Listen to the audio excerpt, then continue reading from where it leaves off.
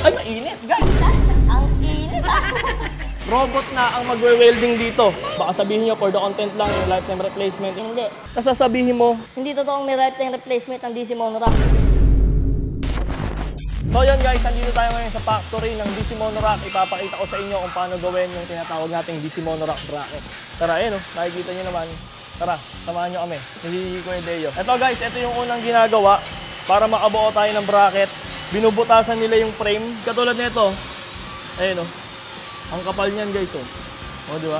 Ayun yung first step. Binubutasan yung frame ng DC Monorack natin. Tapos ang second step natin, ang ginagawa ni Kuya dito yung yung plasma.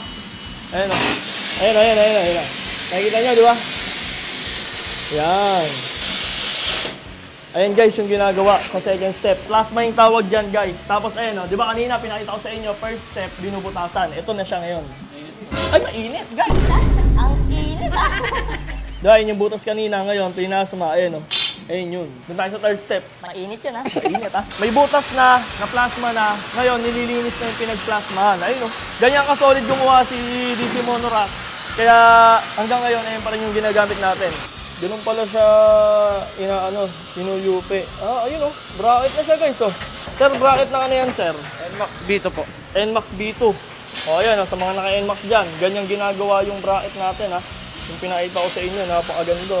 Wala pa yung wala pang kulay yan Ayan, ina-assemble naman ngayon ni sir tong bracket natin dito.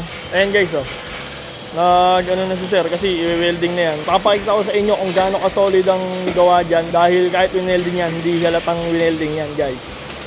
Layo tayo guys layo tayo medyo kabilaan yan kabilaan yan. Alright, and guys, nilalagyan nyo na ng plate. Ayun yung may design na NMAX na nakalagay. Ito guys, ito na yung resulta ng NMAX bracket. Ay nakikita niyo naman, napaka-solid ng pagkakagawa. Gawang DC Monorack yan, syempre. At ang sunod na gagawin dito, ang step natin, dito na dadalhin yan. Tignan nyo guys. Ayan robot na ang magwe-welding dito. Ayan, yung mga yan, mga dyan, yan. Ayan, nakikita nyo dyan. Robot na ang magwe-welding dyan. Ilalagay lang nila yan, tapos welding na yan, paikot. Ito na yung pagtapos gawin ng robot, tapos na ilinis na rin nila to. Kaya tignan nyo naman, ang layo ng pagkakaiba simula nung pinuntahan natin sa first step. Ayan guys, kanina nandito lang tayo. Ngayon, buong-buo na siya. Ngayon, ang gagawin dito, ipipreheat siya sa primer. Yan, which is yung primer gray natin. Si DC Monorack lang ang may ganito. At syempre, pagkatapos nun, lalagyan na natin siya ng texture black. Tara, simulan na natin. Tara sir, simulan natin to sir. Tara, let's go. Okay, preheat muna guys Ayun, ilalagay siya dyan. Nakikita nyo mainit yon. Ito na guys, tapos na i-preheat. Ngayon, ipa-primer na natin yan.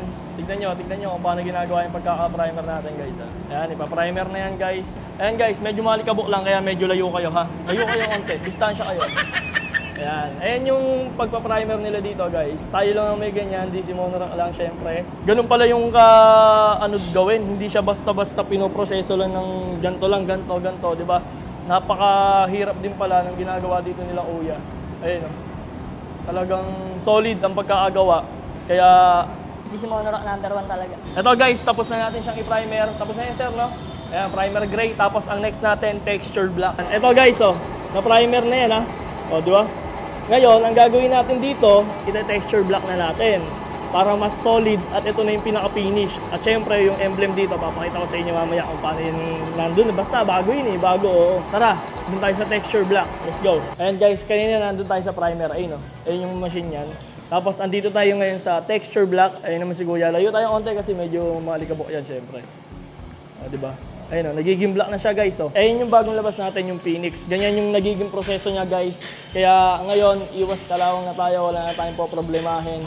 Talagang solid to. At dito, merong lifetime replacement. Ipapakita ko sa inyo mamaya kung gaano nakadami yung nasubukan na natin dyan. Baka sabihin nyo, for the content lang, yung lifetime replacement. Hindi. Napakarami nang nakasubok niyan, talagang palit bago. Yung mga may luma dyang DC Monorack, kahit hindi sira, kung gusto nyo magpalit ng bago ng Phoenix version natin, pwedeng-pwede yan. Message lang kayo sa page ni DC Monorack. Bago ko ipakita sa inyo yung finished product na ginawa natin dong step by step, eto, napakarami. Hindi lang content to, hindi lang basta-basta sinasabi namin sa inyo na si DC Monorack ang merong lifetime replacement. Ito ang patunay na talaga nagpapalit tayo ng mga nasisiraan. Palit bago talaga. Ito guys, ang dami ng tambak ayun ayun na, ayun pa. Ayun pa. Ito pa, oh. O, di ba?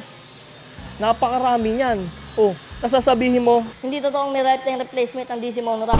legit na legit kami dito, guys. Pinakita ko naman sa inyo kung paano yung proseso, di ba? Kayo na bahala humusga doon. At syempre, pinapakita ko lang sa inyo kung gaano katibay at kung gaano kaproseso ginagawa yan. Hindi lang basta-basta, di ba? Papakita ko sa inyo yung lumang version natin dito, yung ibang version. Ayan, NMAX pa rin yan. Kaya kinakalawang yan, guys, nakikita nyo. Ayun, yung mga patch-patch nyo.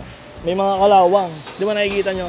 Ngayon, yung bagong version natin, yung Phoenix version, hindi na siya kinakalawang dahil naka-double coat na yon. Ito, hindi pa to eh. Tapos guys, ito tignan nyo yung pagkakaiba. Nakikita nyo yan. Sticker. Sticker yan ha. Ito yung bago natin guys na Phoenix version. NMAX version 2. Ayan guys oh. Ito yung emblem natin na bago. Ayan na yan, pagkakaiba. Sticker, tas ito, bago na to. Talagang hindi na magagaya ng iba to, guys. At ayan, ito, yung mga ano natin dyan, hindi na yan kakalawangin dahil naka-double coat na to.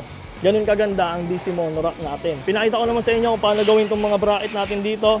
Napaka-solid, nakita nyo naman, simula raw hanggang naging, ito yung finished product niya. Napakaganda. O, di ba? Ayan guys, o. Di ba? Ang layo ng pagkakaiba nyo. Ang ganda ng texture nito. Ito, kaya sa luma. Kaya dito kay DC Monorack, Lahat gagawin para sa inyo. mas pinapaganda, mas pinapasolid. At syempre, nandiyan pa rin yung lifetime replacement natin. Ayan guys, nakita nyo naman kung paano ginagawa ang step by step dito kay DC Monorack. Tignan nyo naman, lahat detalyado. Ayan yung plate natin kanina, nakita nyo naman na pinatong yan. Ngayon parang wala na, parang matik nalagay siya bigla yan, no?